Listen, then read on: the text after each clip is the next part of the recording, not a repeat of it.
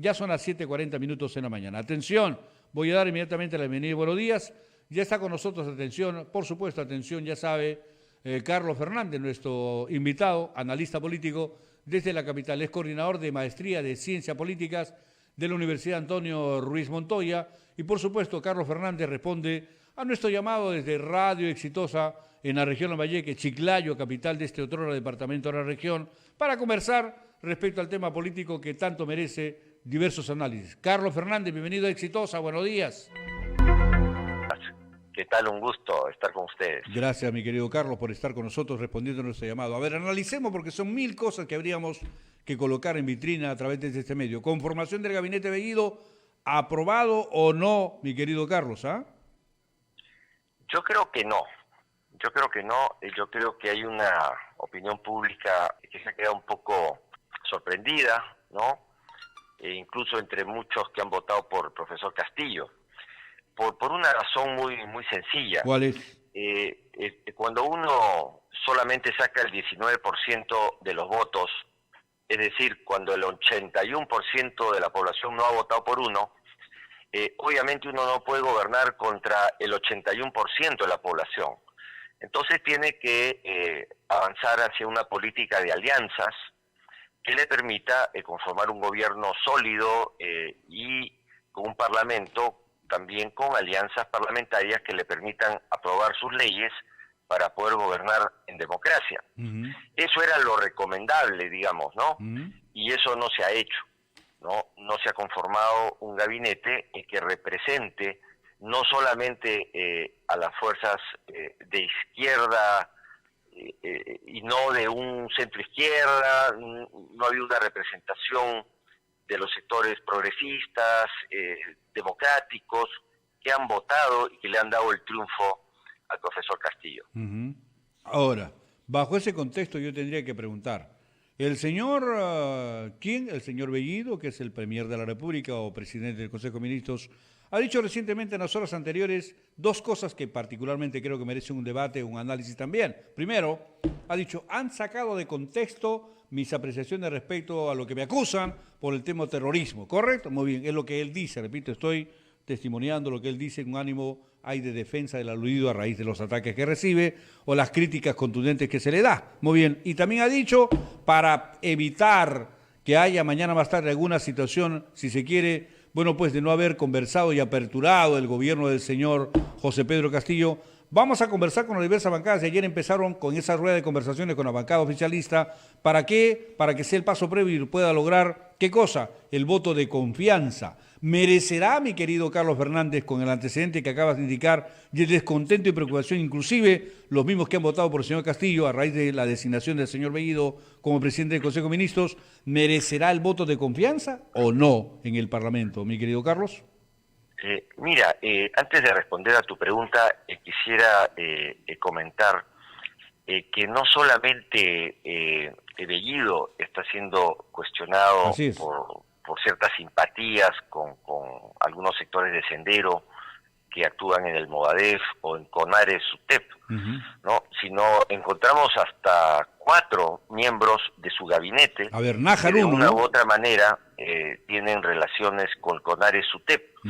Entonces, y eso no tiene, digamos, en sí mismo ningún problema cuando se trabaja al interior del SUTEP, ¿no? Pero si a uno lo están acusando, como lo acusaban al profesor Castillo, de tener vínculos con el Movadef, de ser comunista, de querer pues instaurar un gobierno como Venezuela, y él dice, no, yo no soy comunista, yo no estoy relacionado con el Movadef, ni con el CONARE, y a la hora de los loros, cuando crea su gabinete, pone por lo menos a 3 personas que según el periodismo están vinculadas de una u otra manera al Movadef, a través de CONARE SUTEP. Entonces ahí yo creo que no ha habido una buena elección, ¿no? Al margen que podemos apreciar una serie de ministros pues que no tienen ninguna experiencia en el sector donde han sido designados. Entonces yo creo que el profesor Castillo está a tiempo de hacer una reestructuración de su gabinete para poder hacer la prueba del voto de confianza con mayor facilidad. Como está, ¿crees, mi querido Carlos Fernández, analista político y por supuesto coordinador de Maestría de Ciencias Políticas de la Universidad Antonio Ruiz Montoya, crees que como está el gabinete no merecería o no recibiría de alguna manera el voto de confianza que se va a solicitar muy tardar en 30 días? Yo creo que es difícil, ¿no? Es difícil en el contexto en el cual estamos, ¿no? Yo soy de la idea de que si este partido ha sido elegido, se le debe dejar gobernar, ¿no es cierto? Claro. Ha sido elegido limpiamente, pero también cuando uno hace política tiene que saber hacer política, hay que ser realistas y saber qué tanta fuerza tiene uno y a quién representa. Claro, si tú ganas las elecciones en primera vuelta con más del 50%, o como el 72% que ganó Correa, o más del 50% como ganó Evo Morales, obviamente tú puedes constituir un gabinete de otra manera, donde tú vas a tener una mayoría. Pero si solo ganas con el 19.8%, tú tienes que ser realista.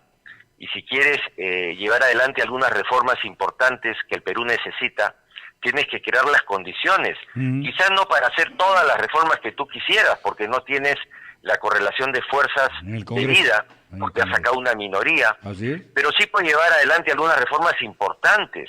Puedes resolver el problema de la pandemia, puedes hacer una reforma del sector salud, puedes hacer una reforma importante del sector educación y otras reformas más importantes, incluso de la Constitución.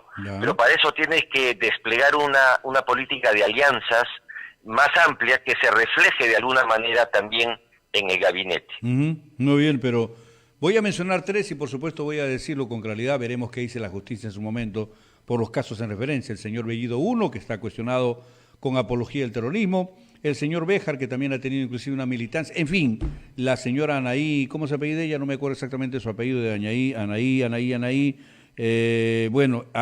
Durán, así es, Anaí Durán, que también está cuestionada, y uno que otro más por ahí, que son prácticamente los que reciben, por culpa de ellos, el gabinete del señor Bellido, recibe pues una andanada de críticas y comentarios nada positivos. Ahora, en ese contexto, llevar adelante un trabajo en conjunto con todas las bancadas no va a resultar absolutamente nada fácil, ¿o me equivoco, Carlos? Efectivamente, mira, los nombres que tú has mencionado, si bien tiene una trayectoria de izquierda, en el caso, por ejemplo, de Anaí Durán, ella no es tan cuestionada porque ella viene de Nuevo Perú, digamos, del grupo de Verónica, ¿no? No hay ninguna relación con Sendero. En el caso de Nájar, de Julio, de Béjar, perdón, ¿no? De Héctor Béjar.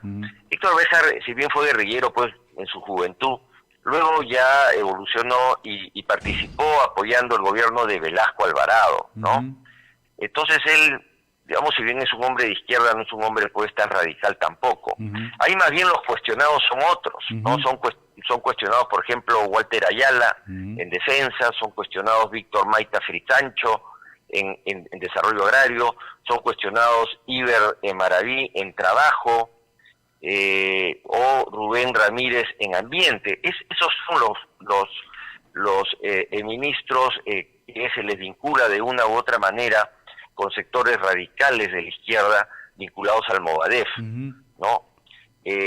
Claro, en este contexto, las señales que ha dado el presidente Castillo nombrando este primer gabinete, para la mayoría, probablemente las bancadas, no ha sido positivo. Y cuando uno hace política y nombra un gabinete, uno tiene que tratar de lograr el mayor apoyo posible, no solamente los que han votado por ti, ¿no? Donde hay un 31% prestados que vienen de otros sectores, sino además del resto de la población.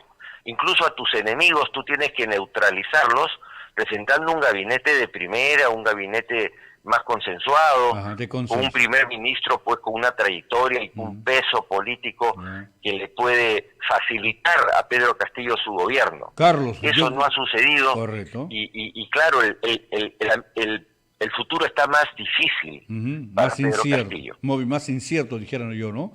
¿Hasta qué punto cree, mi querido Carlos Fernández, usted que el señor Vladimir Cerrón, sentenciado por corrupción, ha influido en la designación del señor Bellido precisamente como premier? ¿Lo ha hecho o es una decisión que se había tomado de repente de manera muy personal y no influenciado por el señor Cerón, el actual presidente? Aparentemente, porque aquí hay pues mucho secretismo en la política que ha llevado adelante Pedro Castillo y su relación con Cerrón, no hay claridad, no ha habido transparencia. Ya esta elección del primer gabinete ya nos da más luces. El primer ministro Bellido forma parte de la cúpula de Perú Libre, por lo tanto es un político muy cercano a Cerrón. Por lo tanto no es muy difícil de deducir que Bellido va a gobernar con Cerrón, ¿no? Cerrón es la figura más importante, claro, va a tener una influencia muy importante en el primer ministro. Sería casi... Aún más, algunos dicen de que el primer ministro en la sombra va a ser Cerrón, ¿no? Y el presidente va a ser Castillo. Y la pregunta es quién va a pesar más, el primer ministro Cerrón en la sombra o Castillo. Sí, pues. No, ese es un panorama también preocupante. Sí, poco feliz nos hace a los peruanos tener ese tipo de comentarios, pero hay que decirlo, si creo que lo haces bien, Carlos Fernández, pero vamos un poquito más allá en este escenario que preocupa a los ciudadanos peruanos. Muy bien, se prometió, por ejemplo, no gobernar desde el Palacio de Gobierno, y a partir de hoy tendrá que regresar el señor José Pedro Castillo Terrano. Estoy diciendo, oiga, esa es una, digamos, situación nada más que coyuntural, pues, ¿no? Bueno, pero dijo que vamos a entregar Palacio de Gobierno para que sea un museo y ya no pase, señora, Ministerio de Cultura, no, sino será Ministerio de las Culturas y por ende será el Palacio de la Interculturabilidad. Ya no vamos a gobernar del Palacio de Gobierno, ahora tiene que regresar. ¿Por qué? Ahí va la pregunta. ¿Tenía obligación de regresar? ¿Por qué? Porque no está transparentando su gestión, que debe ser transparente de acuerdo a la ley del presidente, y esa situación donde ha estado gobernando en su casa, en Breña, no ha dado transparencia y no se ha conocido su agenda. ¿Ha sido obligado a regresar o es una situación simplemente de compromiso para evitar mayores problemas en la zona donde está despachando el presidente? ¿Qué cosa cree, mi querido Carlos Fernández?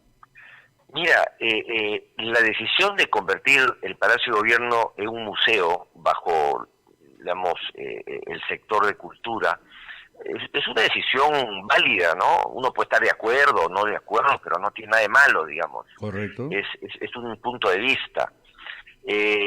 Lo que sí es que cuando uno hace política tiene que saber dar las medidas, tomar las medidas en los momentos adecuados. Si trasladar el gobierno del Perú a otro local en un momento de crisis económica, en un momento de pandemia, donde tenemos pocos recursos para comprar una serie de aditamentos y instrumentos médicos para salvar vidas, si no somos un país rico, entonces quizás no es el momento más apropiado para tener que hacer una gran inversión para instalar en otro lugar, en otro edificio, el Poder Ejecutivo, la Presidencia de la República. Yo creo que se ha equivocado en el momento, no es el momento adecuado. Y por otro lado, legalmente, efectivamente, ya se ha establecido que él tiene la obligación de despachar, es decir, de trabajar día a día en una institución pública. Los funcionarios públicos no pueden trabajar desde su casa normalmente. Claro, ahora con la cuarentena hemos trabajado desde nuestras casas como una manera excepcional, pero los funcionarios públicos están obligados a trabajar en su oficina pública, ¿no? En situación normal. Y ya la situación se está normalizando, ¿no? Así que yo creo que ha sido un error también haber tratado de implementar su decisión en este momento. O sea, podía haberse hecho, pero todavía tomando hace algún tiempo para poder decidir en el asunto. Creo que la respuesta va en ese sentido. Pero en todo caso, está bien que el ex parlamentario Edgar Villanueva haya presentado una denuncia constitucional ante la titular de la mesa directiva de la mesa, en todo caso el Congreso Nacional, doña María Alba, en contra del presidente Pedro Castillo y su primer ministro Guido Bellido por presunta infracción a la Constitución y flagrante violación legal. ¿Eso estaría en el marco de lo correcto? Al parecer, mi querido Carlos Fernández. Según los abogados y constitucionalistas, sí, habría habido una infracción. Una infracción, ¿no? Ahora, lo ha corregido a tiempo. Yo creo que no habría que hacer una cuestión de Estado por este tema. Claro. Ya se ha subsanado. pero de todas maneras es una mala manera de empezar, digamos, y si tú claro. empiezas digamos, tomando decisiones equivocadas, en lugar de acumular fuerzas y ganar el apoyo de la opinión pública, sobre todo de los que no han votado por ti, que son el 81% de la población, pues estás empezando mal. Entonces lo que esperamos es que el profesor Castillo pues rectifique una serie de cosas, como lo ha hecho en el caso del Palacio, ¿no? Un poco empujones, pero bueno, lo ha hecho. Muy bien, ahora, Pedro Franque, ya hablamos algo de lo negativo, algo he dicho de lo negativo y que se está haciendo comentario, ataque de parte de los detractores políticos, los adversarios y demás, pero hablemos un poquito de la parte disque positiva de los propios adversarios reconocidos, ¿no? Por ejemplo, dice, algo se ha tratado de enmendar con la llegada, el arribo, el colocar o designar como ministro de Economía al señor Pedro Franque. Eso da un poco de tranquilidad, pero no es lo que deseamos como debería darse. ¿Correcto con eso o no, mi querido Carlos? Bueno, yo creo que hay un consenso en que Pedro Franque es un profesional reconocido y que es capaz de mantener el bote a flote, ¿no? Es decir, que no va a tomar medidas económicas que van a llevar a la quiebra al país, ¿no? Y eso de cierta manera es una garantía, por lo menos que el barco no se hunda, ¿no? Y que avance pues a una velocidad que sea buena, digamos, que haya un buen manejo de la economía en un momento difícil para el país. Terrible, yo creo ¿no? que eso sí ha sido una medida positiva. Ahí lo que más bien preocupa es que una gran mayoría de los ministros que han sido designados pues no tienen mucha experiencia política. Entonces, cuando uno no tiene experiencia política, se equivoca más. Todos nos equivocamos, por supuesto. Sin duda. Pero los que no tienen experiencia política se equivocan más. Entonces, la idea es nombrar pues un gabinete por lo menos con una mitad o una mayoría de personas experimentadas, ¿no? E ir introduciendo poco a poco pues a nuevas figuras también, que tienen experiencia pero no tanta. Pero en este caso hay muchos ministros que no tienen ninguna experiencia en el sector, ¿no? Y eso es lo que preocupa. No la figura de Pedro Franque, que ya es una persona conocida, digamos, que tiene experiencia en estos temas, es profesor de la Universidad Católica de Economía hace muchos años, y ha tenido algunos cargos también en el sector público. Lo que nos preocupa es la gente que no ha tenido ningún tipo de experiencia y que esté en un sector que no es de su especialidad. Bueno, en todo caso, necesitarán buenos asesores. Creo yo que también puede ser considerado un error en esta primera etapa. Una respuesta de un minuto a mucho en cantidad de tiempo, me refiero, mi querido Carlos Fernández. La pregunta es la siguiente. Pedro Franque ha dicho, hay que remozar, hay que renovar, hay que tener nueva constitución. El presidente ha juramentado con ese propósito también reforma constitucional, nueva constitución. ¿De acuerdo o no de acuerdo, Carlos Fernández, con esa proposición? Mira, la mayoría de los partidos políticos están de acuerdo en que hayan reformas a la Constitución. Ya Paniagua, como sabemos, creó la primera comisión de reforma de la Constitución. El gobierno de Toledo, Henry Piz, ex candidato a la presidencia de Izquierda Unida, creó otra comisión de reforma de la Constitución, en la cual tuve el honor de participar. Caramba, así que este es el tercer intento. Pero lo que quiero decir es que ya hay un cierto consenso de todas las fuerzas políticas que hay que hacer reformas en la Constitución. De eso no hay diferencias, digamos. Duda alguna. Donde hay discrepancias es en a través de qué camino hacerlo. O lo hacemos a través del Congreso de la República o lo hacemos fuera del Congreso de la República. Esa es la discusión que hay sobre la manera de reformar la Constitución. No sobre si es necesario o conveniente reformar. Yo creo que en eso sí hay un consenso, que no hay que reformar toda, por supuesto, porque la mayoría de las constituciones del mundo tienen una serie de cosas en común, son constituciones estándar en muchos aspectos, pero varían en algunos esenciales, ¿no? Entonces hay que cambiar lo que es necesario cambiar. Perfecto. Nuestra actual constitución es muy parecida al 79, pero fue modificada en algunos aspectos importantes que son los que están siendo cuestionados y habría que cambiar. Muy bien. Muchos piensan de que hay que reformarla toda, han dicho algunos, toda la Constitución. Vamos a ver, bueno, en todo caso, qué cosa esa pasa, es una ¿no? opción simbólica, claro, porque esa Constitución simboliza a Fujimori, a la constitución de la dictadura, y es comprensible, ¿no? Porque en política también existen los símbolos, Así es. pero no es digamos, indispensable cambiar toda la constitución para lograr los objetivos que uno tiene. Habrá que esperar simplemente a ver qué cosa decide, sobre todo el pueblo, que creo yo debe ser consultado definitivamente en este tema, ¿no? Gracias a quien nos ha acompañado en esta mañana, analista político y por supuesto, atención, coordinador de maestría de Ciencia Política de la Universidad Antonio Ruiz Montoya, nuestro atención comentarista y analista político Carlos Fernández, que ha conversado respondiendo gentilmente a nuestra comunicación el día de hoy. Muy amable, gracias por compartir en esta mañana con Exitosa, mi querido Carlos. Gracias, buenos días. Buenos días, gracias a ustedes. Gracias también.